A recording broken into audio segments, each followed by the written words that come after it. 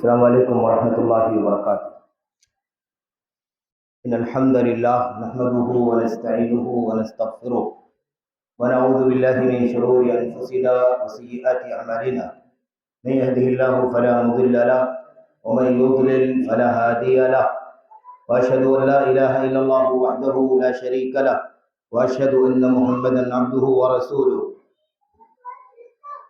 اما بعد فان خير الحديث كتاب الله، وخير الهدي هدي محمد صلى الله عليه وسلم، وشر الأمور محدثاتها، وكل محدثة بدعة، وكل بدعة ضلالة، وكل ضلالة في النار۔ أعوذ بالله من الشيطان الرجيم، بسم الله الرحمن الرحيم۔ يا أيها الذين آمنوا قوا أنفسكم وأهليكم نارا وقودها الناس والحجارة عليها ملائكة غلاظ شداد لا يعصون الله ما أمرهم ويفعلون ما يؤمرون۔ وقال الله سبحانه وتعالى فيما جاء عن مريم عليه الصلاة والسلام،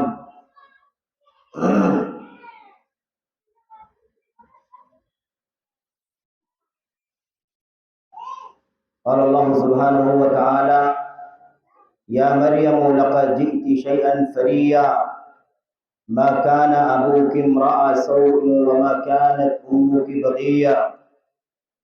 وقال النبي صلى الله عليه وسلم ما من مولود إلا ويولد على الفطرة فأبواه يهودانه أو ينصرانه أو يمجسانه كما تنتج البهيمة بهيمة جمعاء هل ترون فيها من جدعاء، وتلا قول الله سبحانه وتعالى فطرة الله التي فطر الناس عليها لا تبديل لخلق الله الى آخر الآیہ۔ مسجد اہل حدیث بنیلی ٹٹوالا کے قابل احترام ذمہ داران، اسی طرح سے آج کے اس پروگرام میں، اس اجتماع میں جو آپ کی اس مسجد میں منعقد ہوا ہے، اس میں مدعو قابل احترام علماء، فضلاء، مقررین، مہمانان گرامی قدر، خصوصیت کے ساتھ ہماری اس مجلس میں ہمارے وہ علماء جو جماعت کے بزرگ علماء ہیں، سینئر علماء ہیں، اور اس مسجد کے، اس بستی کے اطراف کے جوانب کے علماء، فضلاء، ائمہ، اسی طرح سے دعات، مدرسین، آپ تمام قابل احترام بزرگوں، نوجوان دوستوں، قابل احترام ماں اور بہنوں، عزیز بچوں، آج کے اس اجتماع میں جس عنوان پر کچھ باتیں آپ کے سامنے رکھنی ہے، وہ جیسا کہ آپ نے سنا ہے، اولاد کی تربیت میں والدین کا کردار کافی بڑا مسئلہ ہے۔ اولاد کی تربیت میں والدین کا کردار، جو والدین ہیں وہ کبھی اولاد تھے، ان کے والدین تھے، اور یہ سلسلہ اللہ تبارک و تعالیٰ کی اس کائنات کا نظام ہے۔ تو سب سے بڑا مسئلہ یہ ہے کہ وہ جو والدین ہیں جب وہ اولاد تھے تو ان کی تربیت کیسے ہوئی ہے، اور جو ان کے والدین ہیں جب وہ اولاد تھے تو ان کی تربیت کیسے ہوئی۔ پورا سلسلہ جڑا ہوا ایک نیٹ ورک۔ تو یہ بڑا عجیب و غریب مسئلہ ہے، اس لیے والدین کا کردار بچوں کی تربیت میں کیا ہے، اس حوالے سے سب سے زیادہ اہم اور بنیادی مسئلہ ہے کہ والدین کو بہت زیادہ علم و ادب اور تربیت سے آراستہ ہونے کی ضرورت ہے۔ کچھ باتیں میں عرض کروں گا، اللہ تعالیٰ کے کلام کی آیات اور نبی کریم صلی اللہ علیہ وسلم کی سنت کی روشنی میں امت کے سلف کی کچھ حوالے بھی ممکن ہے آپ کے سامنے پیش کیے جائیں، لیکن بہت بنیادی مسئلہ ہے، اور سب سے بنیادی مسئلہ یہی ہے کہ والدین جو اپنے بچوں کے مربی ہیں، انہوں نے کتنی تربیت پائی ہے، کیونکہ ظاہر سی بات ہے سب سے بڑا کردار والدین کا جو بچوں کی تربیت میں ہے وہ ان کا قدوہ ہے، ان کا آئیڈیل ہے، ان کا نمونہ ہے۔ ظاہر ہے کہ بچہ جو ہے وہ چھوٹا ہوتا ہے، ناسمجھ ہوتا ہے، اس لیے وہ تقریریں نہیں سمجھتا ہے، تقریریں نہیں سنتا ہے، اس سے سبق نہیں لیتا ہے، اس سے نتیجہ نہیں حاصل کرتا ہے، کتابیں نہیں پڑھتا ہے، وہ یہ دیکھتا ہے کہ امی ہماری کیا کر رہی ہے، ابا ہمارے کیا کر رہے ہیں، بھیا ہمارے کیا کر رہے ہیں، آپا ہماری کیا کر رہی ہیں۔ تو اصل مسئلہ یہ ہے کہ والدین کا قدوہ اور آئیڈیل ان کے بچوں کے سامنے کیسا ہے، اور یہ بہت بنیادی مسئلہ ہے میرے پاس۔ اس لیے ہم نے کہا کہ جو والدین ہم ہیں، اگر آج ہم والدین ہیں تو ظاہر ہے کہ بچے تھے کل، ہمارے والدین ہیں، اور وہ بھی کبھی بچے تھے، ان کے والدین تھے، تو ظاہر سی بات ہے کہ تربیت دینے والا کتنا تربیت یافتہ ہے، اسی اعتبار سے اپنے بچوں کو تربیت وہ دے گا۔ اس لیے والدین کا اپنے بچوں کے لیے قدوہ ہونا، آئیڈیل ہونا، ایک سمپل ہونا ضروری ہے، ایک نمونہ بننا ضروری ہے۔ ہر چیز میں اللہ تبارک و تعالیٰ کی عبادت کے حقوق سے لے کر کے اللہ تبارک و تعالیٰ کے بندگی کا جو ذمہ داری ان کے سروں پر ہے، ایمان اور عقیدہ اور پھر عبادات کے سارے کام، اور پھر اس کے بعد رہن سہن، معاملات، ایسے ہی مثال کے طور پر کھانا پینا، اٹھنا بیٹھنا، تہذیب، کلچر، تعلیم، بات چیت، رہن سہن، پہناوا، اٹھنا بیٹھنا، چلنا پھرنا، یہ ساری چیزیں، ان تمام چیزوں میں والدین کا قدوہ اور آئیڈیل ہونا ضروری ہے۔ سیرت اور تاریخ کا مطالعہ کرنے سے پتہ چلتا ہے کہ والدین اگر تربیت یافتہ رہے تو اپنے بچوں کی بہت اچھی تربیت کی۔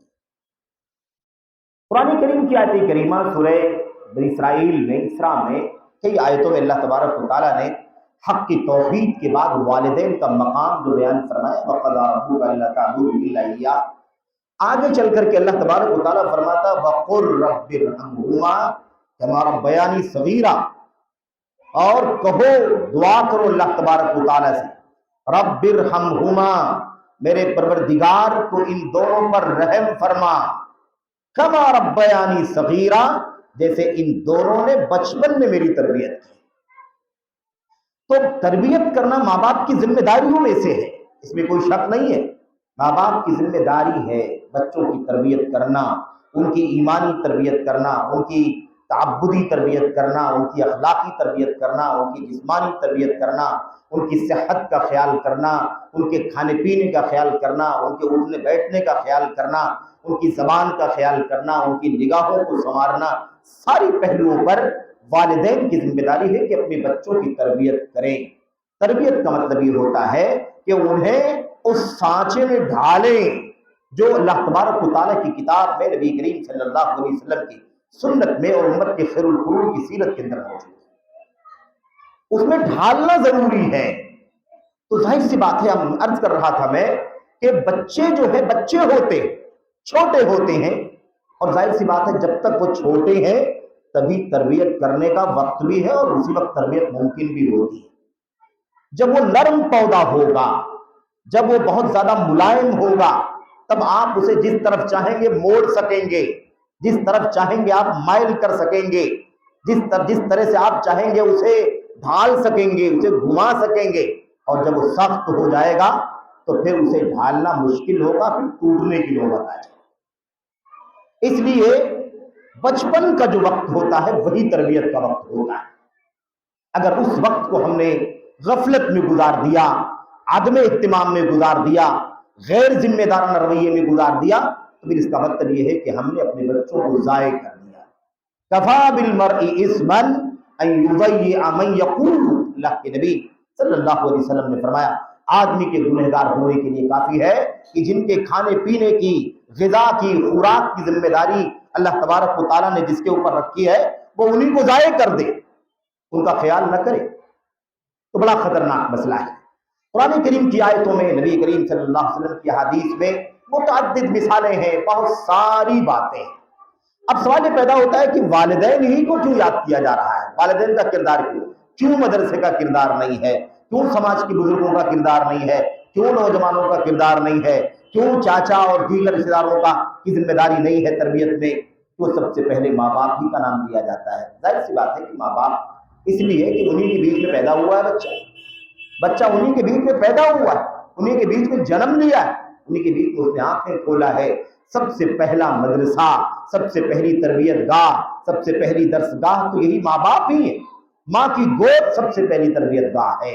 باپ کی گود سب سے بڑی سب سے پہلی تربیت گاہ ہے، اور ماں کا کردار کئی گنا زیادہ ہے باپ کے مقابلے میں۔ اس کا مطلب یہ کوئی نہ سمجھے کہ باپ جو ہے وہ آزاد ہے یا باپ کی ذمہ داری نہیں ہے، بلکہ ماں ہی کی ذمہ داری ہے۔ اگر بچہ بگڑ گیا تو سارا نزلہ اس کی ماں کے اوپر اتار دیا جائے، اور بن گیا تو اس کا صحرا اپنے سر پر لے لیا جائے، ایسا نہیں ہے۔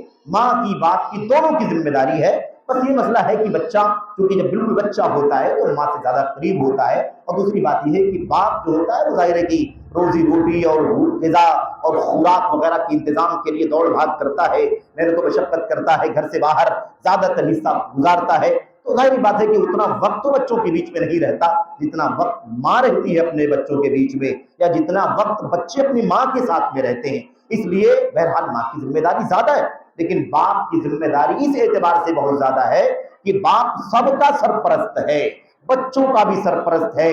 بچوں کی ماں جو اس کی بیوی ہے، اس کی اہلیہ ہے، وہ اس کا بھی سرپرست، اس کی بھی ذمہ داری ہے کہ اس کو بھی سنوارے، اس کو بھی سدھارے، اس کی بھی سر تربیت کرے، اسے بھی ادب سکھائے، اسے بھی تعلیم سے آراستہ کرے، اسے بھی تہذیب و کلچر کی روشنی میں لائے۔ یہ ذمہ داری شوہر کی ہے، اپنی بیوی کے سلسلے میں بھی، اپنے بچوں کے سلسلے میں بھی، اور عمومی طور پر اپنے سارے ماتحتوں کے سلسلے میں۔ اس لیے باپ کی ذمہ داری اس اعتبار سے بہت زیادہ ہے۔ ظاہر سی بات ہے کہ باپ سرپرست ہے، باپ گارجین ہے، ماں جو بچوں کی ماں ہے اس کا بھی گارجین باپ ہی ہے، اس کا شوہر اور ان سارے بچوں کا بھی گارجین اور ان کا جو ذمہ دار ہے، والی ہے، ان کا جو مسئول ہے وہ کون ہے؟ ظاہر سی بات ہے کہ وہ باپ ہی ہے۔ اس لیے باپ کی ذمہ داری اس اعتبار سے بہت زیادہ ہے۔ لیکن ماں چونکہ ظاہر سی بات ہے کہ بچوں کے بیچ میں کثرت سے وہ رہتی ہے، زیادہ تر بچے ماں سے قریب ہوتے ہیں، بچپن کا وقت ماں کے ساتھ گزرتا ہے، اس لیے ماں کی ذمہ داری بہت زیادہ ہے۔ قرآن کریم کی آیتیں، اللہ کے نبی صلی اللہ علیہ وسلم کی حدیث ہے، اگر ہم پڑھیں تو بہت ساری باتیں ہمارے سامنے آ جائیں گی۔ میں چند آیات اور احادیث کے نصوص کی روشنی میں آپ کے سامنے رکھنا چاہتا ہوں، اور دعا کرتا ہوں کہ اللہ تبارک و تعالیٰ مجھے سب سے پہلے خود ان باتوں کو سمجھنے کی، اس کے مطابق عمل کرنے کی توفیق عطا فرمائے، اور اس کے بعد جن لوگوں تک یہ باتیں پہنچ رہی ہے اللہ تبارک و تعالیٰ ان تمام باپوں کو، ان تمام ماؤں کو، ان تمام ذمہ داروں کو جن کے ماتحتی میں بچے ہیں، جن کے انڈر چھوٹے چھوٹے نونہال ہیں، ان نونہالوں کی دیکھ ریکھ، تربیت اور انہیں سجانے، سنوارنے، بنانے کی ذمہ داری سب کے سب لوگ ادا کریں۔ مجموعی طور پر سب کی ذمہ داری ہے، لیکن ماں باپ اس میں سب سے پہلے مخاطب ہیں۔ قرآن کریم کی آیت کریمہ آپ کے سامنے پڑھی گئی ہے، اللہ تبارک و تعالیٰ اس کے اندر فرماتا ہے یا ایھا الذین آمنوا، یا ایھا الذین آمنوا، اے ایمان والو۔ مومنوں کو مخاطب کیا جا رہا ہے، اہل ایمان مخاطب ہے۔ قوا انفسکم واہلیکم نارا، اپنے آپ کو اور اپنے اہل کو، اپنے اہل و عیال کو۔ اہل و عیال کے اندر بیوی بھی ہے، اہل و عیال کے اندر بچہ بھی ہے، اہل و عیال کے اندر بچی بھی ہے، اہل و عیال کے اندر وہ ماتحت بھی ہیں جن کی سرپرستی وہ کر رہا ہے۔ تو اے ایمان والو، اپنے آپ کو اور اپنے اہل و عیال کو، بال بچوں کو جہنم کی آگ سے بچاؤ۔ قوا انفسکم واہلیکم نارا، اپنے آپ کو، اپنے بال بچوں کو، اہل و عیال کو جہنم کی آگ سے بچاؤ۔ وقودها الناس والحجارہ، جس جہنم کا ایندھن، جس میں وہ بھڑکائی جائے گی، جلائی جائے گی، اس کا جو جلاون ہوتا ہے، اللہ تبارک و تعالیٰ فرماتا ہے الناس والحجارہ، انسان ہوں گے اور پتھر، انسان ہوں گے اور پتھر، یعنی انسانوں کو جلا کر کے جہنم کی آگ بھڑکائی جائے گی۔ پتھر کو جلا کر کے، مفسرین کہتے ہیں کہ پتھر کو اس تذکرہ اس لیے کیا گیا ہے کیونکہ پتھر کو جب آگ میں دبایا جاتا ہے تو اس کی جلن بڑی شدت کی ہوتی ہے، اس لیے خاص طور پر اس کی جلن اور شدت کو، اس کی تمازت کو، اس کی آگ کی، میرے بھائیوں مطلب کہہ لیے تیزی کو بیان کرنے کے لیے اس بات کو بیان کیا جا رہا ہے کہ اس کے اندر پتھر بھی ہوں گے، تو پتھروں پر اور ایسے ہی انسانوں پر وہ آگ بھڑکائی جائے گی۔ وقودها الناس والحجارہ علیہا ملائکۃ غلاظ شداد۔ ایک بات تو ہو گئی اس جہنم سے بچاؤ، جی جہنم کی صورتحال کیا ہوگی؟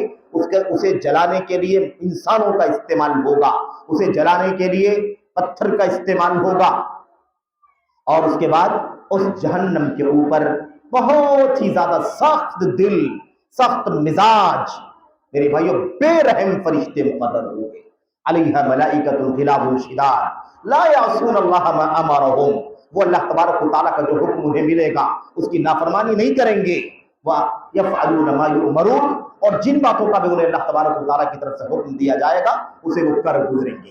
تو اللہ تبارک و تعالیٰ نے خاص بات بیان فرمائی کہ اپنے آپ کو، اپنے بال بچوں کو جہنم کی آگ سے بچاؤ. لیکن جہنم کے بارے میں پھر کئی باتیں اللہ تبارک و تعالیٰ نے بیان فرمائی. آگ سے بچانا ہے، جہنم سے بچانا ہے. جہنم سے بچانا ہے، ظاہر سی بات ہے کہ جہنم سے بچانا ضرور ہے، لیکن جہنم کے بارے میں اللہ تبارک و تعالیٰ نے کئی باتیں بیان فرمائی یہ بتانے کے لیے کہ اگر نہیں تم نے تربیت کی، اگر تم نے تعلیم نہ دی، تم نے ادب نہ سکھایا، تم نے تربیت نہ سکھائی، تم نے ایمان اور عقیدے کی اصلاح نہ کی، تم نے عبادات کی تربیت نہ کی، تم نے ان کی زبان کو نہیں سدھارا، تم نے ان کے اخلاق کو نہیں سدھارا، تم نے ان کو تہذیب و کلچر سے آراستہ نہیں کیا، تو یاد کرو جس جہنم میں تم کو جلایا جائے گا اس جہنم کی یہ خطرناکیاں ہوں گی. ایک تو اس کو جلانے کے لیے انسان استعمال کیے جائیں گے، پتھر ہوں گے اس کے ایندھن کے اندر، اور فرشتے بڑے سخت دل ہوں گے، بڑے سخت مزاج ہوں گے، اور اللہ تبارک و تعالیٰ کی نافرمانی کرنے والے فرشتے نہیں ہوں گے. اللہ تعالیٰ کا حکم ہوا اسے ایسا کر دو، اسے ایسا کرنے کے لیے تیار. وہ رحم نہیں جانتے، وہ ہمارے اور آپ کی طرح کوئی انسان تھوڑی نہ ہے کہ ان کے دلوں کے اندر رحم بے رحمی. اللہ تبارک و تعالیٰ فرماتا ہے کہ جہنم پر متعین فرشتے ہوں گے، اور ان کے اندر میں کیا ہے؟ ملائکۃ غلاظ شداد، سخت دل ہوں گے، سخت مزاج ہوں گے. یہ صورتحال ہوگی. اس آیت کریمہ کی تفسیر جب اٹھا کر کے دیکھتے ہیں، حضرت علی بن ابی طالب رضی اللہ تعالیٰ عنہ کا کی تفسیر، حضرت عبداللہ بن عباس ترجمان القرآن کی تفسیر، حضرت مجاہد کی تفسیر، اور ایسے ہی دیگر صحابہ اور تابعین کی تفسیر، تو ان سب کا جو خلاصہ ہے وہ کیا ہے، میں آپ کو 2-4 لفظوں میں، 2-4 جملوں میں آپ کے سامنے بیان کرنا چاہتا ہوں. اللہ تبارک و تعالیٰ کی اس آیت کریمہ کی تفسیر میں کہ اپنے آپ کو اور اپنے بال بچوں کو جہنم کی آگ سے بچاؤ، حضرت علی رضی اللہ تعالیٰ عنہ فرماتے ہیں یعنی مطلب اس کا یہ ہے علموہم وادبوہم، اپنے آپ کو اور ان اہل و عیال کو جہنم کی آگ سے بچاؤ، یعنی انہیں علم سکھاؤ، انہیں ادب سکھاؤ.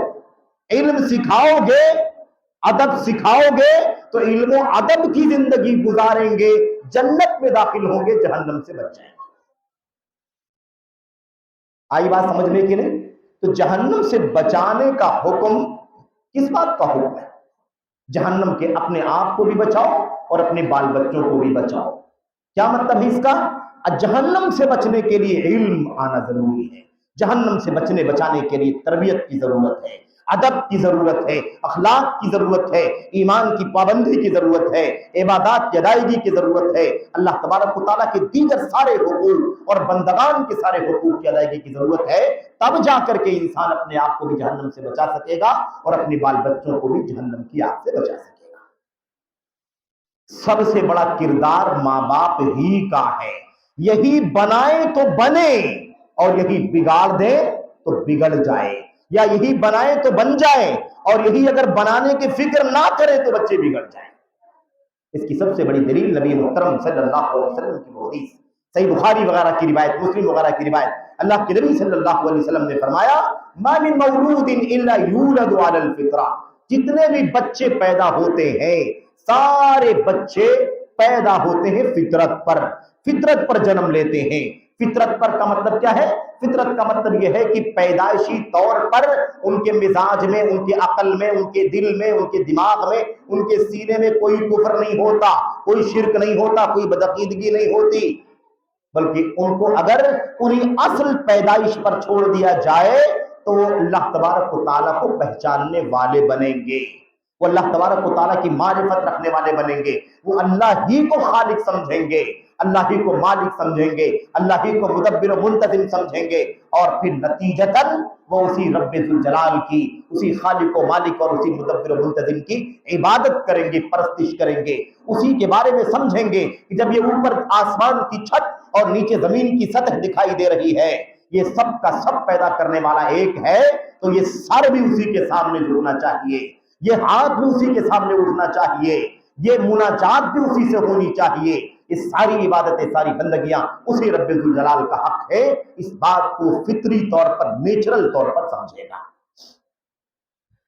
اب اللہ کے نبی صلی اللہ علیہ وسلم نے کیا فرمایا؟ سب اسی فطرت پر پیدا ہوتے ہیں، ایمان والی فطرت، توحید والی فطرت، ایک اللہ کی معرفت، اسی پر پیدائش ان کی ہوتی ہے. اس کے بعد بگاڑ آتا ہے. بگاڑ لانے کا کردار کون ادا کرتا ہے؟ ایمان کی حالت میں بچہ پیدا ہوا، فطرت اسلام پر پیدا ہوا، فطرت توحید پر پیدا ہوا. اب اس کے بعد پھر یہودی کیوں بنتا ہے، عیسائی کیوں بنتا ہے، مجوسی کیوں بنتا ہے، بدھسٹ کیوں بنتا ہے، اور ایسے ہی ہندوئسٹ کیوں استعمال بن جاتا ہے، ایسے جینسٹ کیوں استعمال، کیوں آخر عقیدہ بن جاتا ہے اس کا؟ یہ ساری باتیں اللہ کے نبی علیہ الصلوۃ والسلام نے فرمایا فَأَبَوَاهُ. اس کے بعد کردار کس کا آتا ہے؟ یہ فطرت پر پیدا ہونے والا بچہ، یہ مسلمان بچہ جو اسلام کی فطرت توحید پر پیدا ہوا ہے، اس کو بگاڑنے کا کردار، اس کو یہودی، عیسائی، مجوسی، فلاں فلاں فلاں فلاں بنانے کا کردار کون ادا کرتا ہے؟ اس میں رول کس کا ہوتا ہے؟ اللہ کے نبی نے فرمایا یہی والدین. فَأَبَوَاهُ يُهَوِّدَانِهِ. یہی دونوں باپ ماں والدین مل کر کے اسے یہودی بنا دیتے ہیں. اسے کیا کرتے ہیں؟ فَأَبَوَاهُ يُهَوِّدَانِهِ. اس کے والدین، اس کے ماں باپ اسے یہودی بنا دیتے ہیں. او يُنَصِّرَانِهِ. یا اسے مجوسی بنا، یا اسے نصرانی، عیسائی بنا دیتے ہیں. او يُمَجِّسَانِهِ. یا یہی والدین اس بچے کو کیا کرتے ہیں؟ مجوسی، آگ کی پوجا کرنے والا زرتشت بنا دیتے ہیں، آتش پرست بنا دیتے ہیں. اللہ کے نبی صلی اللہ علیہ وسلم نے فرمایا اس کو اگر سمجھنا چاہتے ہو کہ اصل کے بعد بگاڑ لانے کا کردار ماں باپ ادا کرتے ہیں. اور یہاں لازمی نتیجہ سمجھ لو کہ اگر بگاڑ ہے تو اصلاح پیدا کرنے کا کردار بھی کون ادا کرے گا؟ سب سے پہلے یہی والدین ادا کریں گے. تو یہی بگاڑنے کا بھی کردار ادا کرتے ہیں اور یہی بنانے کا بھی. لیکن یہ ڈیپینڈ کرتا ہے کہ وہ بنے ہوئے ہیں یا بگڑے ہوئے ہیں. جس کے ماں باپ یہودی ہیں، یہودی بنا دیتے ہیں بچے کو. جس کے ماں باپ کرسچن ہیں، وہ اپنے بچوں کو کرسچن بنا دیتے ہیں. آگ کی پوجا کرنے والے ہیں ماں باپ، تو بچے کو آگ کی پوجا کرنے والا بنا دیتے. تو مسئلہ یہ ہے کہ پہلے بگاڑ کہاں ہے؟ پہلے بگاڑ ان مربیان کے اندر ہے، پہلے فساد ان ماں باپ کے اندر ہے. اس لیے ماں باپ کی پہلے تربیت ہونی چاہیے. وہی آئیڈیل ہوں گے، وہی اسوہ ہوں گے، وہی نمونہ ہوں گے، وہی سیمپل ہوں گے. تب جا کر کے بچے وہی کے مطابق زندگی گزاریں گے. ماں باپ یہودی، بچہ بھی یہودی. ماں باپ کرسچن، بچہ بھی کرسچن. ماں باپ مجوسی، بچہ بھی مجوسی. اللہ تبارک و تعالی، اللہ کے نبی صلی اللہ علیہ وسلم نے اس بات کو سمجھانے کے لیے فرمایا اس کی مثال ایسے سمجھو جیسے ایک بچہ، جانور کا بچہ، مویشی کا بچہ، کسی بکری کا، اونٹنی کا بچہ. آپ سمجھ لو کہ وہ جب پیدا ہو تو صحیح سالم پیدا ہو اپنے ماں کے پیٹ سے. تو کیسے پیدا ہو؟ بالکل صحیح سالم پیدا ہو. بہیمتن، کیا فرمایا؟ کما تنتج البہیمۃ بہیمۃ جمعا. جمعا کا مطلب جمع کرنے والا، سارے اعضاء اکٹھا. نہ اس کے کان کی کمی ہے، نہ اس کی آنکھ کی کمی ہے، نہ اس کے پیر کی کمی ہے، نہ اس کے ہاتھ کی کمی ہے، نہ اس کے کسی جسم کے اور پرزے کی کمی ہے. وہ مکمل کمپلیٹ پیدا ہوا ہے، مکمل پیدا ہوا ہے. اس کے بعد فرماتے ہیں نبی کریم صلی اللہ علیہ وسلم حل ترون فیہا من جدب جدعا. یہ بتاؤ کہ کیا جو بچہ صحیح سالم اپنی ماں کے پیٹ سے پیدا ہوا ہے، کبھی تم نے اس میں سے کسی کو کنکٹا دیکھا ہے یا کسی کا کوئی پرزا کٹا ہوا دیکھا ہے؟ مطلب کیا ہے؟ مطلب یہ ہے کہ جب بچہ پیدا ہو جاتا ہے تو اس کا مالک ہے، وہ گڑریا ہے، وہ چرواہا ہے، وہ کیا کرتا ہے؟ وہ نشان لگانے کے لیے، فلاں مقصد کے لیے، فلاں مقصد کے لیے اس کے کان کاٹ دیتا ہے، اس کے کان کو کاٹ دیتا ہے، اس کی سینگ کو کاٹ دیتا ہے، اس کے جسم پر کوئی نشان لگا دیتا ہے جس کی وجہ سے اس میں وہ عیب پیدا ہو جاتا ہے. ورنہ جب پیدا ہوا تھا تو مکمل پیدا ہوا تھا کہ نہیں ہوا تھا؟ مکمل پیدا ہوا تھا. تو پتہ یہ چلا کہ فطرت اسلام پر پیدائش ہوتی ہے، بگاڑنے کا کام ماں باپ کرتے ہیں. تو یہی ذمہ داری سمجھ لیں کہ ہم مسلمان ہیں، الحمدللہ ہمارے ماں باپ مسلمان ہیں، ہم مسلمان ہیں. تو ہمیں چاہیے کہ اپنے بچوں کی تربیت اسلام کی روشنی میں کریں، اسلامی تہذیب کی روشنی میں کریں، اسلامی تعلیمات کی روشنی میں کریں، اسلامی آداب اور اخلاق کی روشنی میں اپنے بچوں کی تربیت کریں. یہ ذمہ داری ہے. قرآن کریم کی آیت کریمہ اللہ تبارک و تعالیٰ، اللہ کے نبی صلی اللہ علیہ وسلم نے تلاوت فرمائی اور آپ نے فرمایا فطرت اللہ التی فطر الناس علیہا لا تبدیل لخلق اللہ. یہ اللہ تبارک و تعالیٰ کی فطرت ہے، اس پر اللہ تبارک و تعالیٰ نے انسانوں کو پیدا کیا ہے. اللہ تبارک و تعالیٰ کی فطرت ہے جس پر اللہ نے انسانوں کو پیدا کیا ہے. لا تبدیل لخلق اللہ. اللہ تبارک و تعالیٰ کی تخلیق میں کوئی تبدیلی نہیں.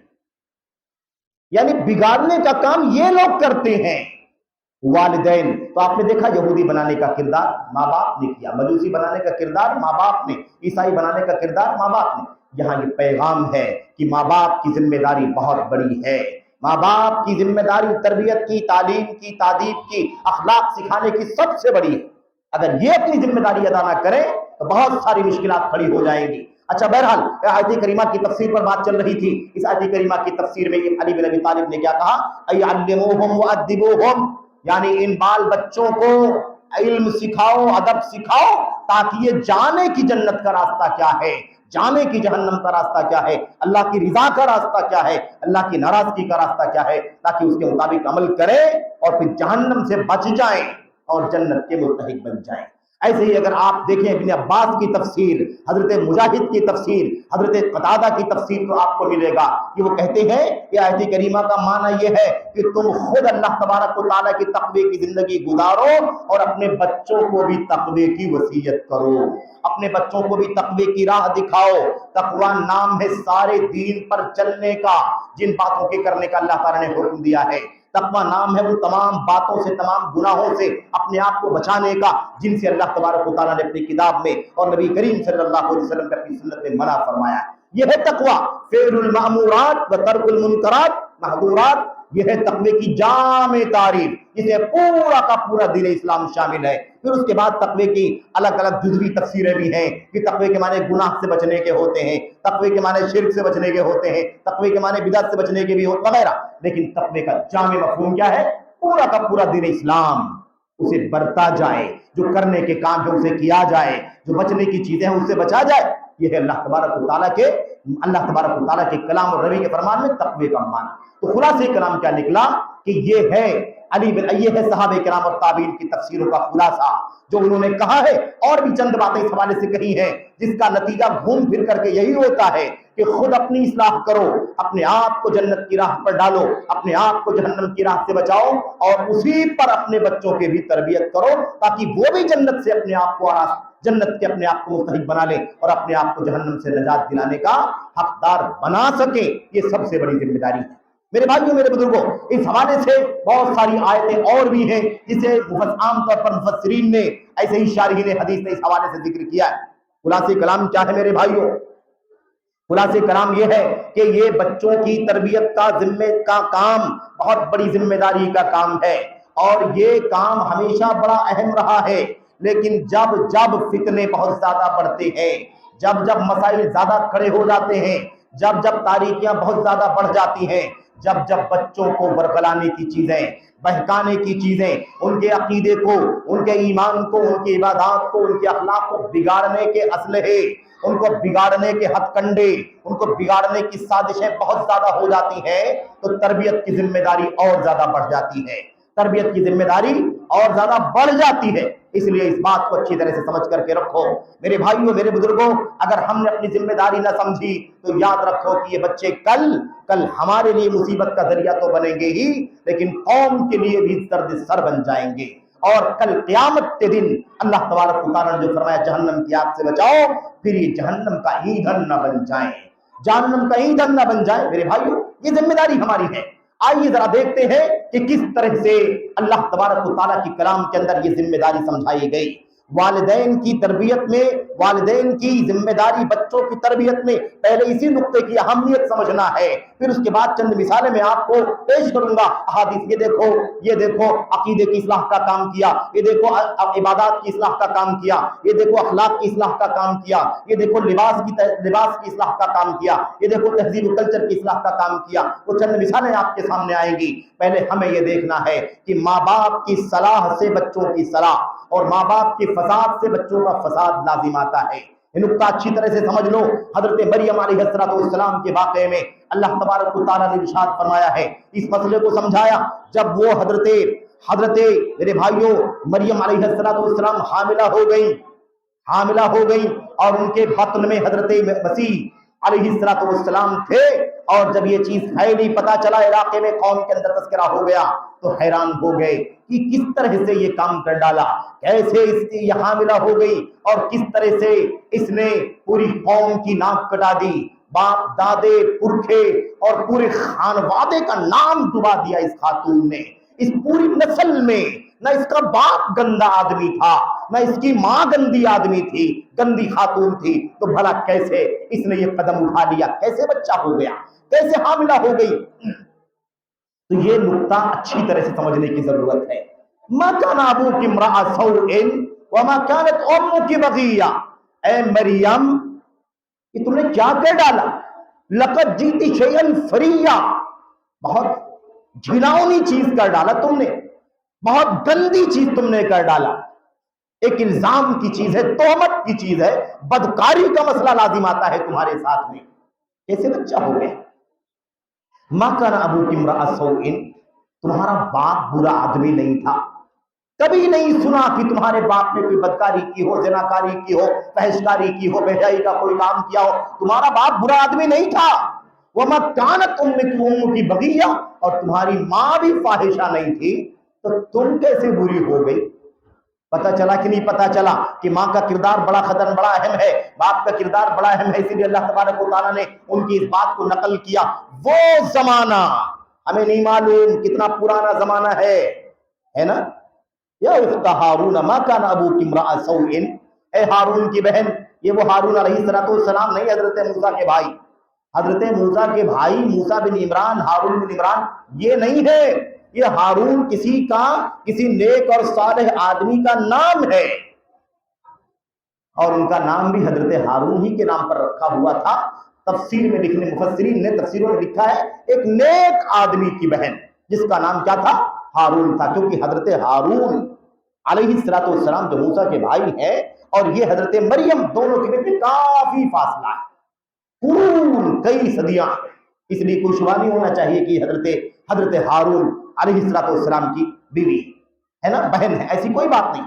تو کیا کہا تمہارا باپ کوئی برا آدمی نہیں تھا اور تمہاری ماں بھی فاحشہ نہیں تھی، تو باپ اچھا جس کا ہو، ماں جس کی اچھی ہو، بھلا وہ خاتون، وہ لڑکی، وہ عورت کیسے ایسا قدم اٹھا سکتی ہے؟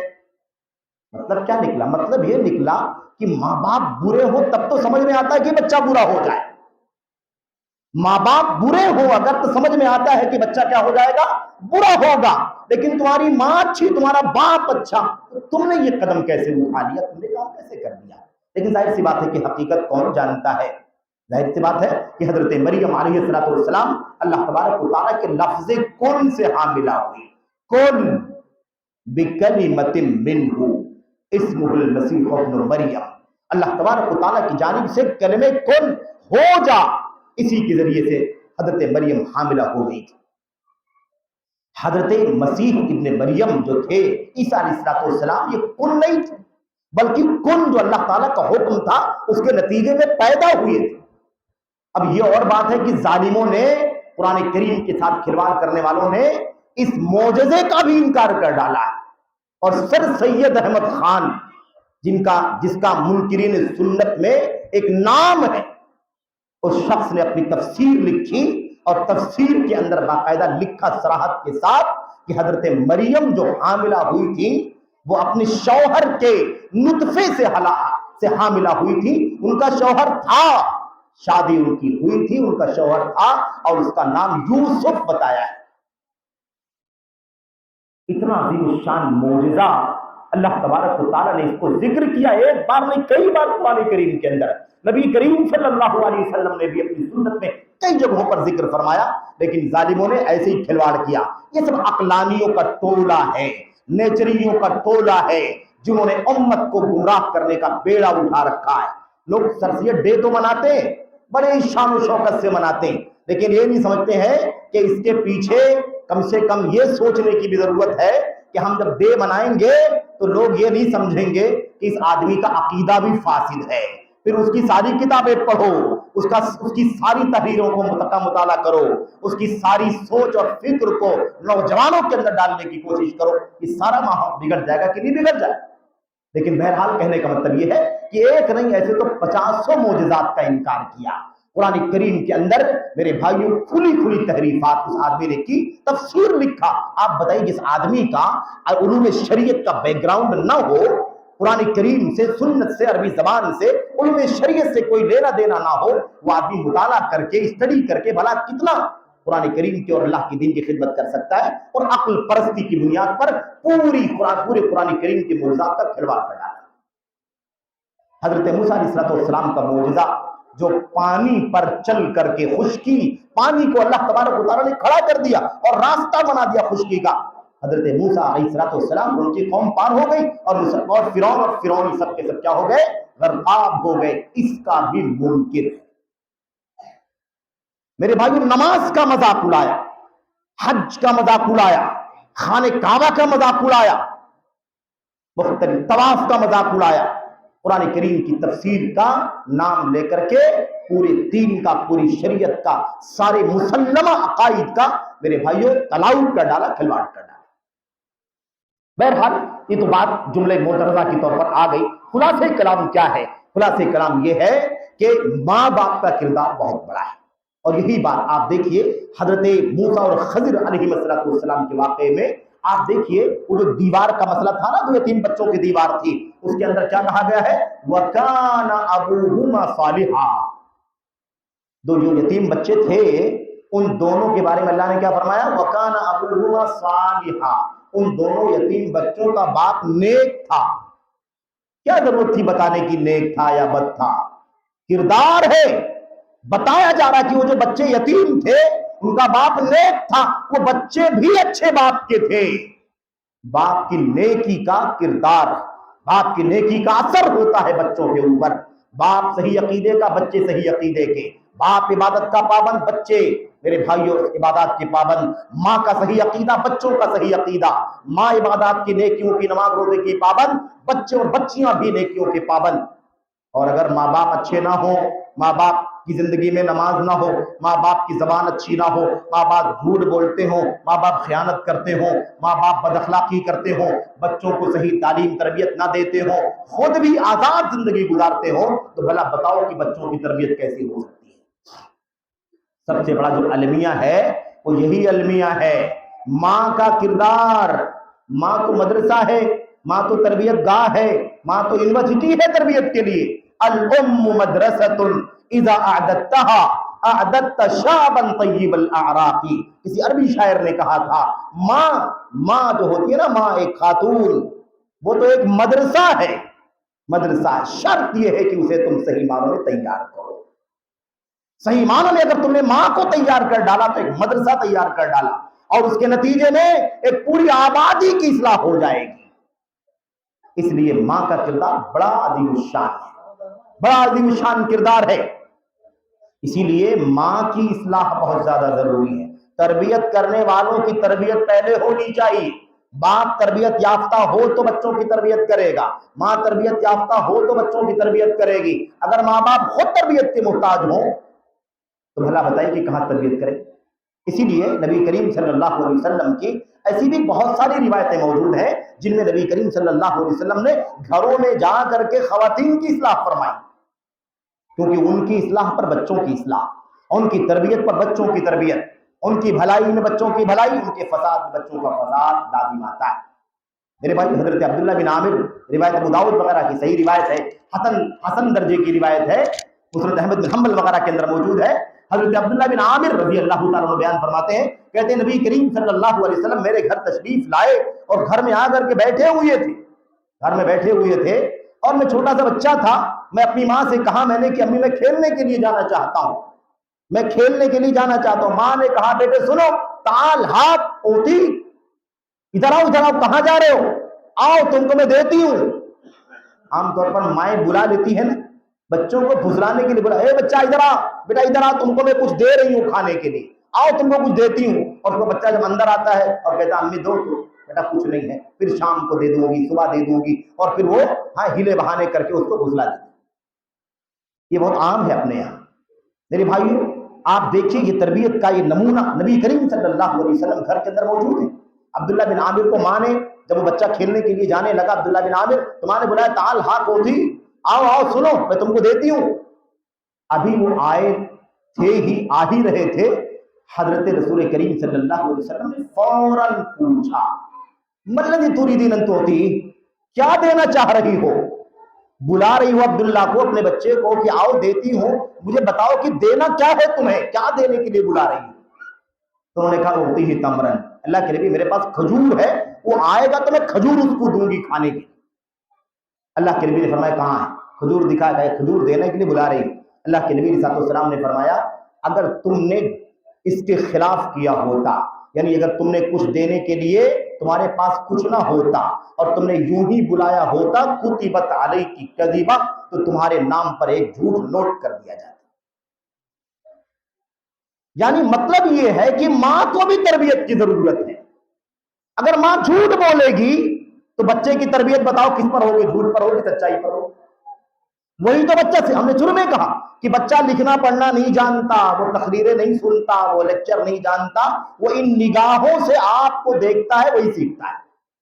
جو آپ کریں گے وہ کرے گا، جیسے آپ بولیں گے وہ بولے گا، جیسے آپ چلیں گے وہ چلے گا، جو رویہ آپ کا وہی رویہ بچے کا، جو انداز آپ کا وہی انداز بچے کا۔ اگر آپ سوئیں گے تو وہ سوئے گا، آپ جاگیں گے تو وہ جاگے گا، وہ نماز آپ پڑھیں گے تو بھی نماز پڑھے گا، آپ سوئیں گے نماز چھوڑ کر کے تو وہ بھی نماز چھوڑ کر کے سوئے گا، آپ فلمیں دیکھیں گے وہ فلمیں دیکھے گا، آپ گانے سنیں گے وہ گانے سنے گا، آپ سیریل دیکھیں گے وہ سیریل دیکھے گا، آپ کارٹون دیکھیں گے، کامیڈی سنیں گے، تو بچہ بھی وہی سب کرے گا۔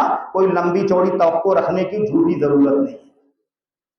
اذا كان رب البيت بالضيوف ضاربا فشيمة اهل البيت كلهم الراس، او كما قال الشاعر۔ اگر گھر کا مالک ہی، گھر کا ذمہ دار ہی دف بجا رہا ہوگا، ڈھولک بجا رہا ہوگا، تو پھر گھر والے ناچیں گے نہیں تو اور کون سا کام کریں گے بتاؤ؟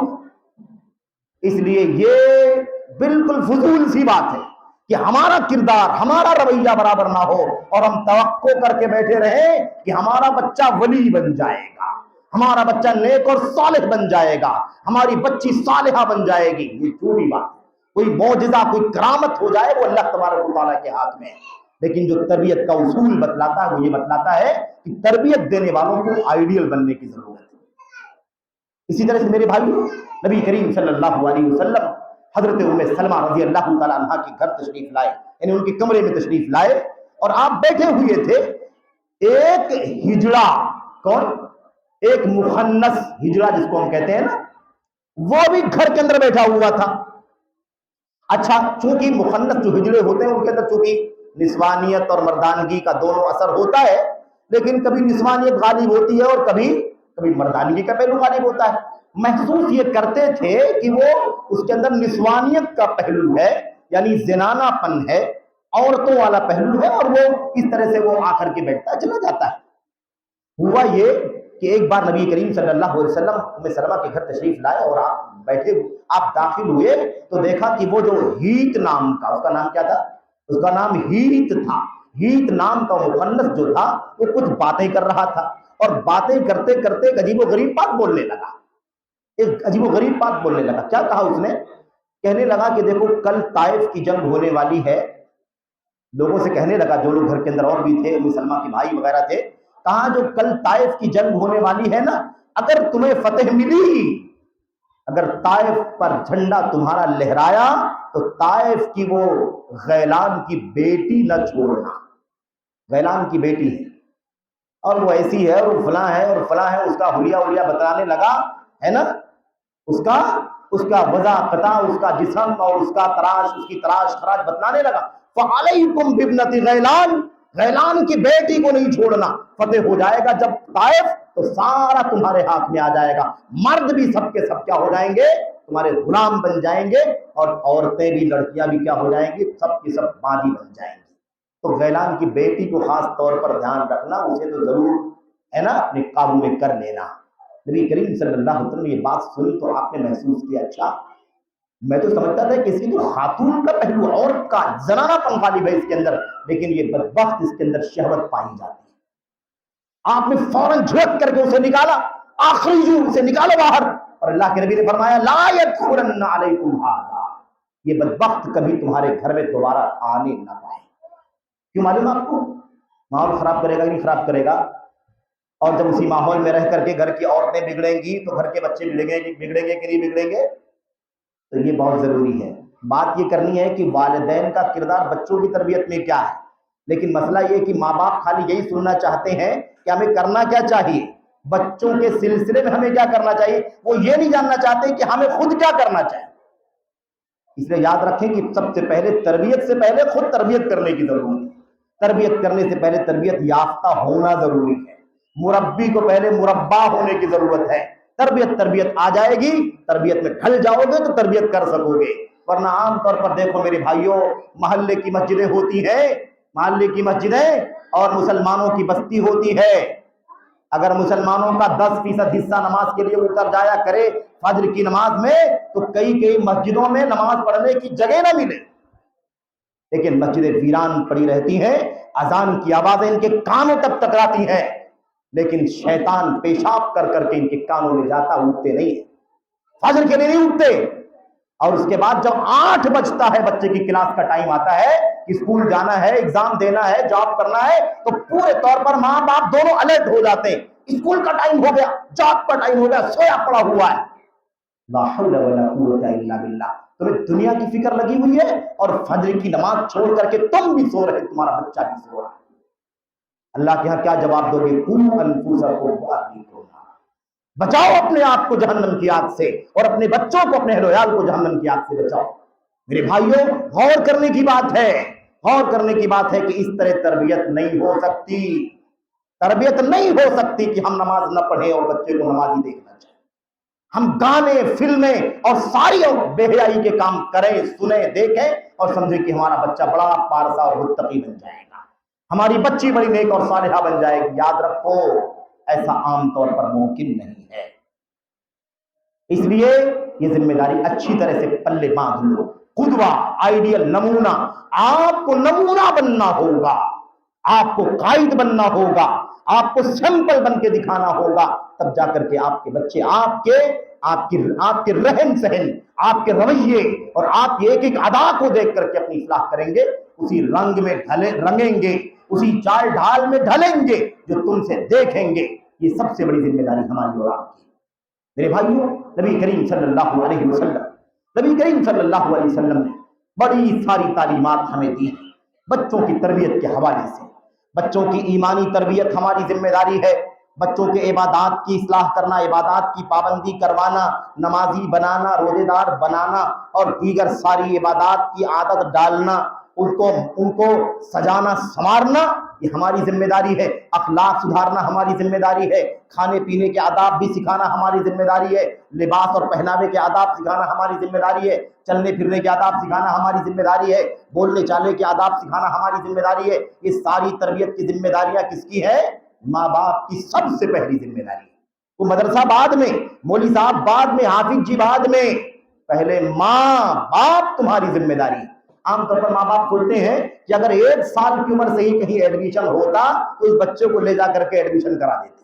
وہ حافظ جی اور وارڈن اور کیا نام ہے وہ جو کیا کہتے ہیں مربیات ہوتی ہیں نا، وہ کسی طرح سے ان کو دیکھ ریکھ کریں اور ہمیں چھٹی مل جائے۔ یاد رکھو، یہ راستہ جو چل رہا ہے نا، آ رہا ہے دھیرے دھیرے، یہ سب یورپ سے آ رہا ہے، یہ سب مغرب کی نقالیاں ہیں۔ مائیں نہیں چاہتی ہیں کہ اپنے بچوں کی تربیت، ان کی دیکھ ریکھ، ان کے سمجھانے سنوارنے کے سلسلے میں کوشش کریں، محنت کریں، قربانی دیں، پریشانی اٹھائیں، نہیں کرنا چاہتے۔ کیوں کہا اللہ تبارک و تعالیٰ نے وَقُلْ رَبِّ ارْحَمْهُمَا كَمَا رَبَّيَانِي صَغِيرًا، جیسے دونوں نے بچپن میں میری تربیت کی ہے، اللہ تو ان پر رحم فرما۔ بچوں نے تربیت کہاں کیا ہے؟ سب لوگ چاہتے ہیں کہ حوالے کر دو اور آزاد رہو، جو سمجھ میں آئے کرو، جو سمجھ میں آئے دیکھو، جو سمجھ میں آئے پڑھو، جیسے چاہو رنگ برنگی زندگی گزارو، اور بچہ وہاں سے تربیت پا کر کے متقی پرہیزگار بن کر کے آ جائے۔ نہیں ممکن ہے۔ یہ ذمہ داری جس کی ہے وہی ادا کرے گا، باس پرس ہوگی، سوال جواب ہوگا، اللہ تبارک و تعالیٰ پوچھے گا۔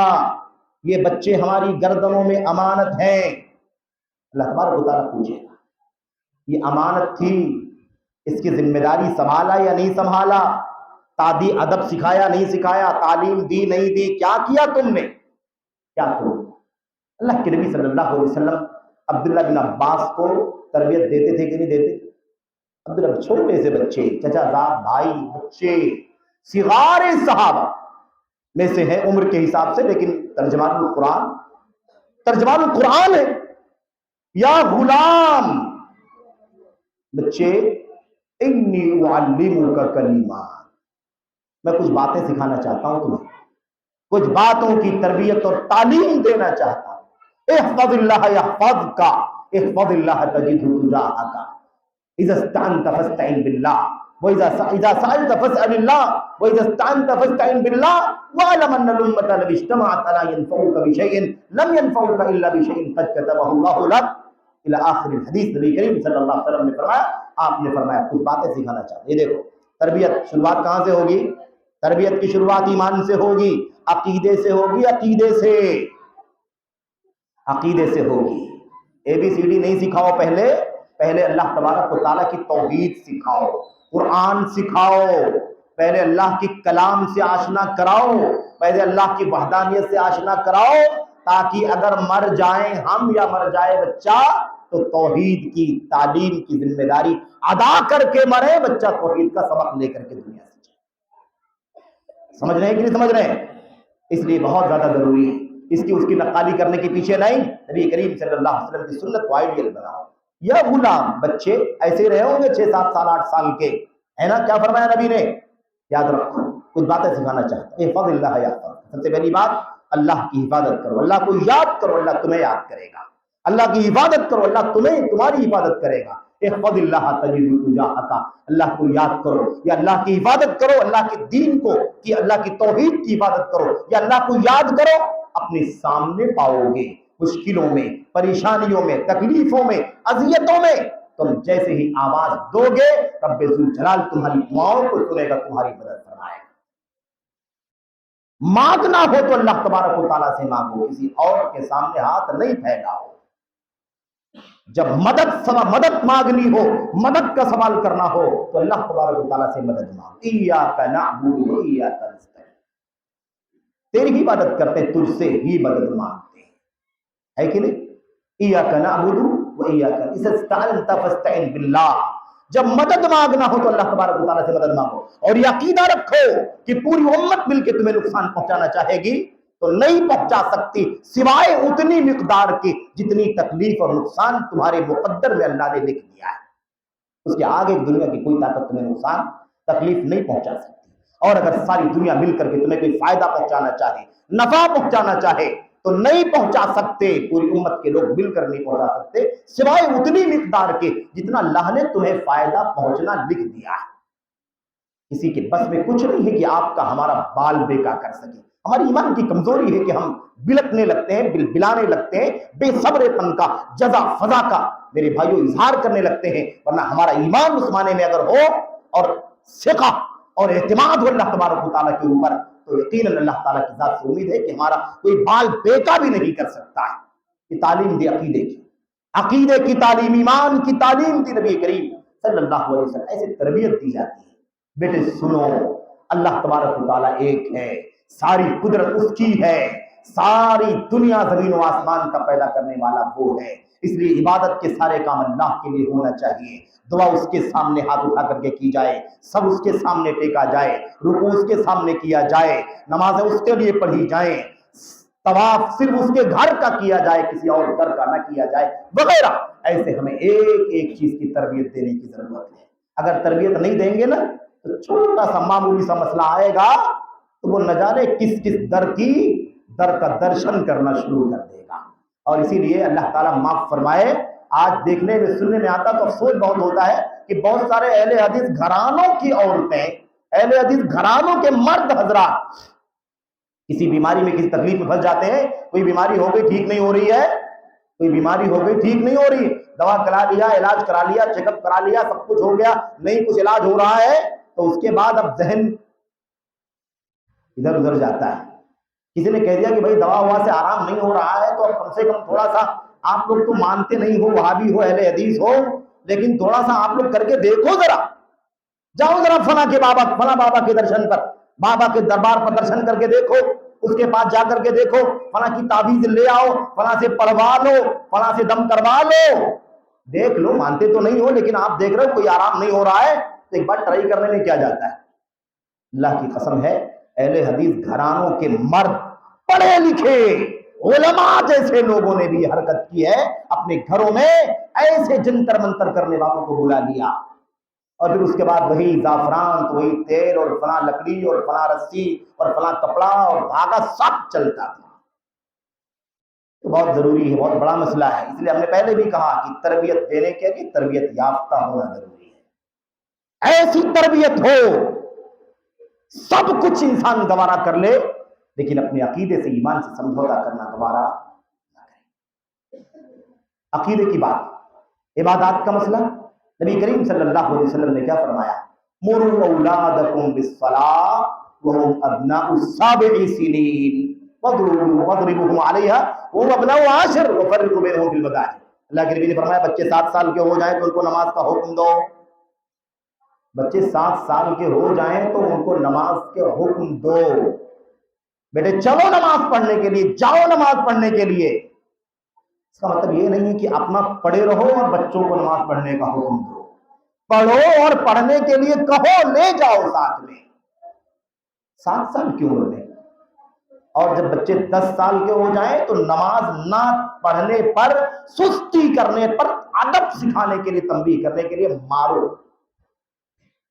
سمجھ رہے؟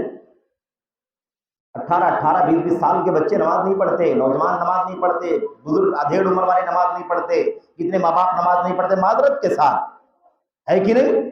تو بچے کہاں سے نماز پڑھیں؟ ہم سوتے رہیں گے ہمارے بچے نماز پڑھنے کیسے جائیں گے؟ مجھے بتاؤ ذرا. اگر ہم کہیں گے کہ بچے نماز پڑھو تو کہے گا نا کہ ابا آپ کو بھی چلنا چاہیے کہ نہیں چلنا چاہیے, ہے کہ نہیں؟ بڑا خطرناک مسئلہ ہے, بڑا پیچیدہ مسئلہ ہے. تو 7 سال کے ہو جائیں, یہ بچوں ذمہ داری ہے.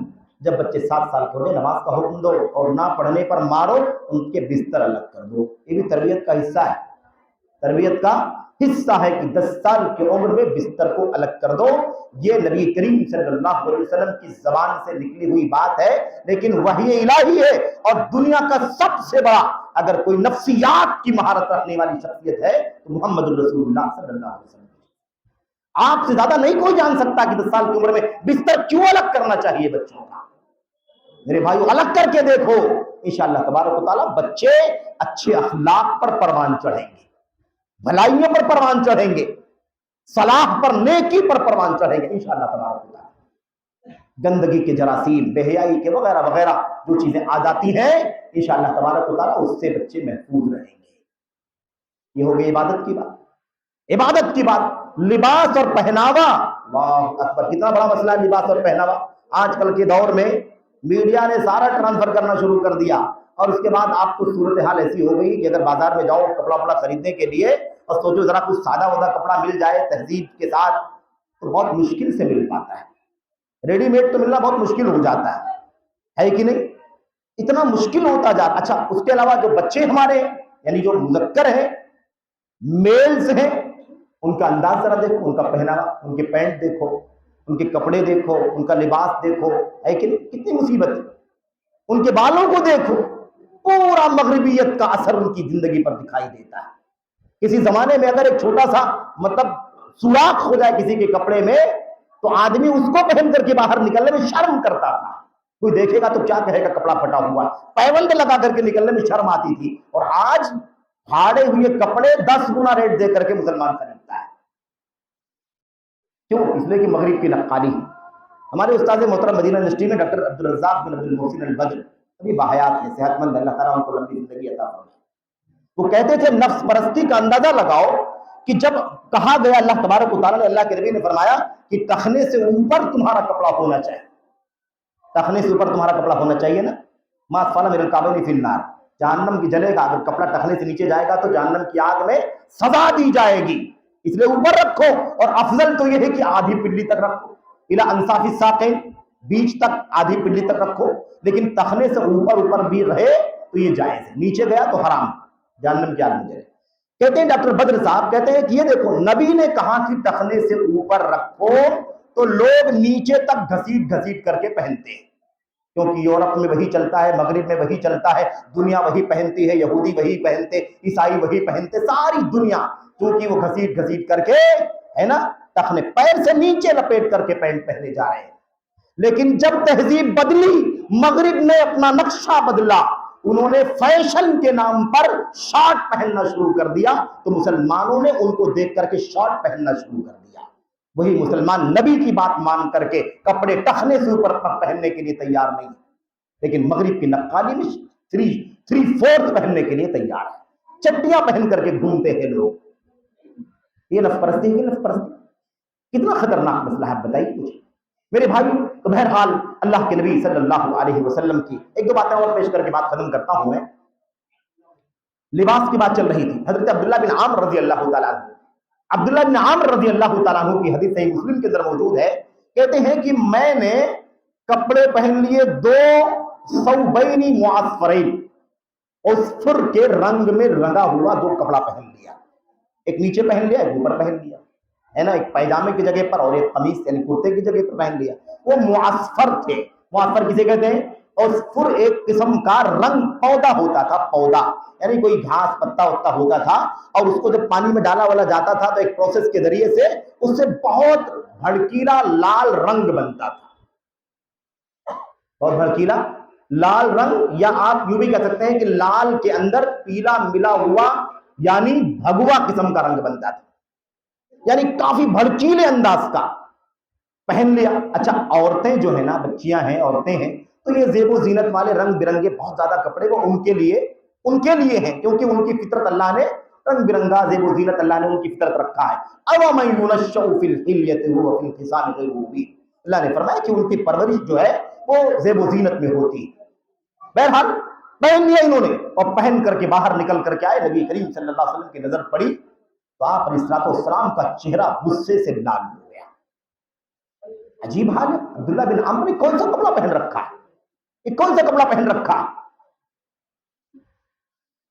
और उसके बाद कहा, उम्मुका अमरत का बिहाजा, अब्दुल्ला बिन अम्र ये क्या पहन करके आए हो? क्या तुम्हारी मां ने ये कपड़ा पहनने का हुक्म दिया है? देखा आपने, हमने कहा ना कि मां का किरदार बड़ा अहम होता है, यानी मां का किरदार है, मां पहनाती है, मां सजाती है, संवारती है, कंघी करती है, लिबास परेश करके देती है, धो करके सब करती कि नहीं करती है, लाती है। ये तुमने इतना भड़कीला रंग पहना हुआ है, तुम्हारी किसने हुक्म दिया तुमको? क्या तुम्हारी मां ने तुम्हें पहनने का हुक्म दिया है? अब्दुल्ला बिन अम्र सहम गए, घबरा गए, कोई जवाब नहीं दिया। अल्लाह के नबी ने फरमाया उन्होंने कहा, अल्लाह के नबी अच्छा आप ये बताइए कि अल्लाह के नबी मैं इसको क्या करूं? अग़सिलहुमा, क्या मैं दोनों कपड़ों को धो लूं और धोने के बाद इसका रंग निकल जाएगा, फिर सादा हो जाएगा, पहन लूं दोबारा? अल्लाह के नबी ने फरमाया, बल अहरिक़हुमा, धो नहीं बल्कि जला दो इन दोनों को। अल्लाह के नबी सल्लल्लाहु अलैहि वसल्लम माल जाये करने से मना करने की तालीम देने वाले हैं, है कि नहीं? व इज़ाअतिल माल क़ील व क़ाल व कसरतिस सवाल व इज़ाअतिल माल, माल जाये करने से मना फरमाया, लेकिन ये संगीनी बयान करने के लिए, खतरनाकी बयान करने के लिए, तंबीह करने के, डांटने के लिए अल्लाह के नबी ने फरमाया जला दो इसे ले जाकर के। बात समझने की ये है, 2 बातें, एक तो है कि मां का किरदार मालूम पड़ता है, क्योंकि नबी ने क्या फरमाया, किसके बोलने से पहने, किसने तुमको पहनने का हुक्म दिया? तुम्हारी मां ने कहा है क्या? इसका मतलब मां का किरदार बड़ा अहम है। इसलिए मां को ये चाहिए, मां की जिम्मेदारी है कि वो देखे कि उसे अपने बच्चों को क्या पहनाना चाहिए। पहनावे में भी मां की जिम्मेदारी बनती है। ये नहीं कि बच्चा पहने, शौक पूरा करे और उसे छोड़ दो अपनी मर्जी के मुताबिक। दुकान में, शोरूम में जिस कपड़े पर बच्चा उंगली रख दे उसे दिलवा दो, ये ना देखो कि ये कहां तक दीन और शरीयत के मुताबिक है और कहां तक दीन और शरीयत के मुताबिक है। ये तरीका सही नहीं। हमारी जिम्मेदारी बनती है कि समझाए, नहीं बेटे ये आपके लिए नहीं अच्छा, इसका रंग अच्छा नहीं है, ये चुस्त है, शफाफ है, या इसके अंदर मगरिबियत की नक्काली है, या मिसाल के तौर पर इसका रंग बेकार है, तुम्हारे काम का नहीं है। बहुत सारे हमारे भाई भी आजकल देखो, नौजवानों को, अजीजों को बड़ा गुल बूटे वाला रंग बिरंगा फूल पत्ती छपा हुआ कपड़ा शर्ट वर्ट पहन करके आ जाते हैं। यार मेरे भाइयों, ये औरतों का काम है, हमारे लिए साफ सीधे सादे कपड़े। मर्दों को ये सब जीनत नहीं है, मर्दों की जीनत सादगी के अंदर है, याद रखें, ये चीज मुनासिब नहीं। तो अल्लाह के नबी ने क्या फरमाया? दूसरी बात क्या मालूम पड़ी? दूसरी बात मालूम पड़ी कि ये जो काम है ना, इस तरह का रंग बिरंगा लिबास की इस्लाह भी हमारी जिम्मेदारी है, और ये औरतों के लिए जायज है, लेकिन मर्दों के लिए मुनासिब बिल्कुल भी नहीं है। नबी करीम सल्लल्लाहु अलैहि वसल्लम ने बात समझी। खाना खा रहे थे सहाबी रसूल, खाना खा रहे बच्चे, اور کہتے ہیں کانت یدی تتیش فی الصحافہ، میں کھانا کھا رہا ہوں ایسے ایک پلیٹ میں بیٹھ کر کے کھایا کرتے تھے، آج عرب میں کھاتے ہیں یا بہت سارے علاقوں میں، یہاں ہندوستان میں بھی کھاتے ہیں. کہتے ہیں کہ میں ہاتھ میرا پورے پلیٹ میں گھومتا رہتا تھا، کبھی یہاں سے اٹھا کے کھاتا، کبھی یہاں سے کھاتا، کبھی جو اچھا لگتا سمجھ میں آتا اسے میں کھا لیتا، اٹھا کے کھا لیتا. اللہ کے نبی صلی اللہ علیہ وسلم نے فرمایا غلام بچے سم اللہ، کھانے کا ادب بھی سکھانا ہماری ذمہ داری، یہ بھی تربیت کا حصہ ہے. کیسے کھانا پینا یہ بھی سکھاؤ، لباس بھی سکھاؤ، استنجا بھی سکھاؤ، سب سکھانا ہماری ذمہ داری. یہ ماں باپ کی ذمہ داری بچوں کی تربیت کی. کھانے پینے میں اللہ کے نبی نے فرمایا یا غلام بچے کیا کر رہے ہو تم، یہاں وہاں سے کیوں ہاتھ بڑھا بڑھا کر کے تم کھا رہے ہو کھانا؟ اللہ کا نام بسم اللہ کو، کل بیمینک دائیں ہاتھ سے کھاؤ، وہ کل مما یلیک، اور اپنے سامنے سے کھاؤ، اپنے سامنے سے، دوسرے کے سامنے سے نہیں، اپنے سامنے سے کھاؤ. اللہ کے نبی صلی اللہ علیہ وسلم نے کھانے میں بھی تربیت کی تعلیم دی کہ نہیں؟ تو کہنے کا مطلب یہ ہے کہ ایسی بہت ساری مثالیں موجود ہیں، بہت ساری مثالیں موجود ہیں اس حوالے سے. اور ہماری اور آپ کی ذمہ داری ہے، سب سے بڑی ذمہ داری ہے کہ تربیت دینے میں اپنی تربیت، اپنی اصلاح کرنا بہت ضروری ہے. دوسری بات، اپنے آپ کو آئیڈیل بنانا ہے بچوں کے بیچ میں، قدوہ. جب نمونہ بنیں گے تو آپ کو انشاءاللہ تبارک و تعالیٰ زیادہ محنت نہیں کرنی پڑے گی، سارے مزے لیتے رہیں، ساری عیش و مستی کرتے رہیں اور ہر طرح کے رنگینی سے فائدہ اٹھاتے رہیں، لذت حاصل کرتے رہیں، تو پھر بہت مشکل ہے. قربانی تو دینی پڑے گی اپنے بچوں کے لیے، دینی پڑی قربانی، اپنے آپ کو ہر طرح کے منکرات سے، برائیوں سے، بے حیائیوں سے، بد اخلاقیوں سے بچانا ہوگا، ہے کہ نہیں؟ آپ دیکھیے ایک آدمی فون کرتا ہے، موبائل کی بیل بجتی ہے اور اس کے بعد بچہ اشارہ کرتا ہے ابو فون آ رہا ہے. ہم پوچھتے ہیں اب بیٹا کس کا فون آ رہا ہے؟ وہ نام بتاتا ہے فلاں کا. تو کہتا ہے بیٹے اٹھا کر کے بول دو ابو نہیں. کہتا ہے کہ نہیں کہتا ہے؟ فون اٹھاؤ، ریسیو کرو اور بول دو ابو نہیں ہے. بتائیے کہ ہم جھوٹ بولنے کی تعلیم خود دے رہے ہیں کہ نہیں دے رہے؟ ایاکم والکذب فإن الكذب يهدي إلى الفجور وإن الفجور يهدي إلى النار ولا يزال الرجل يكذب ويتحرى الكذب حتى يكتب عند الله كذابا. جھوٹ بولنے سے بچو. ہم جھوٹ کی تعلیم دے رہے ہیں، جھوٹ کی تربیت دے رہے ہیں، ہم جھوٹ سکھا رہے ہیں خود. ہم سگریٹ پینا نہیں چھوڑتے، بیڑی پینا نہیں چھوڑتے، گوبا گٹکا کھانا نہیں چھوڑتے. ہمارا منہ ہے یہ میرے بھائیو، بڑا محترم ہے نا، یہ محترم ہے. یہ چہرہ جو دکھائی دیتا ہے بڑا محترم ہے کہ نہیں؟ یہی مظہر ہے ہمارے حسن کا، اور ہماری بدصورتی کا مظہر کیا ہے؟ یہ چہرہ. ہمارے بھائیوں نے یہ سب گوبا گٹکا پان اور نشوار اور یہ ساری چیزیں کھا کر کے اپنے منہ کا کیا حال کر رکھا ہے. اور حرام ہے الگ سے، پیسہ ضائع ہو رہا ہے الگ سے، منکر ہو رہا ہے الگ سے، اور بچوں کو اسی کی تعلیم مل رہی ہے وہ بھی الگ سے. بچے کو کہتے ہیں بیٹے لے جاؤ اتنے نمبر کا تمباکو خرید کر کے لے آؤ، ایک پاکٹ سگریٹ لے کر کے آ جاؤ، بیڑی لے کر کے آ جاؤ، یہ کر کے لے آؤ، تمباکو بنا کر کے دے دو کھانے کے لیے. تربیت ایسے ہوگی؟ ہم بچوں کو برباد کر رہے ہیں، برباد. اللہ سے ڈرو، اپنا بھی حساب دینا ہوگا، بچوں کی بربادی کا بھی حساب دینا ہوگا. اللہ نے فرمایا قوا انفسکم واہلیکم نارا، اپنے آپ کو بھی اپنے بال بچوں کو بھی جہنم کی آگ سے بچاؤ. اس لیے اللہ سے ڈرو. بہرحال کچھ باتیں اگر سخت ہو گئی ہو تو معذرت چاہتا ہوں. اللہ سے دعا کرتا ہوں کہ اللہ تبارک و تعالیٰ جو باتیں یوں ہی بے ربط بے ہنگم ہم نے آپ کے سامنے عرض کی ہے، اللہ تبارک و تعالیٰ مجھے سب سے پہلے ان باتوں پر عمل کرنے کی توفیق عطا فرمائے، اور جن لوگوں تک بھی یہ باتیں پہنچ رہی ہیں اللہ سارے بھائیوں کو، ساری بہنوں کو اس پر عمل کرنے کی توفیق عطا فرمائے. آمین رب العالمین. وصلی اللہ وسلم وبارک علی نبینا محمد وعلی آلہ وصحبہ اجمعین. والسلام علیکم ورحمۃ اللہ.